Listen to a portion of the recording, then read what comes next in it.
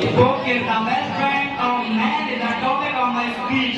A long period has passed to the relationship of book and man, but book is such a companion of man that is with him from beginning to the end. Allah bestowed his books on his love, prophet to which show the way of progress to the life of their nation. In my opinion, books and study are the two ends of the same thing. Their presidents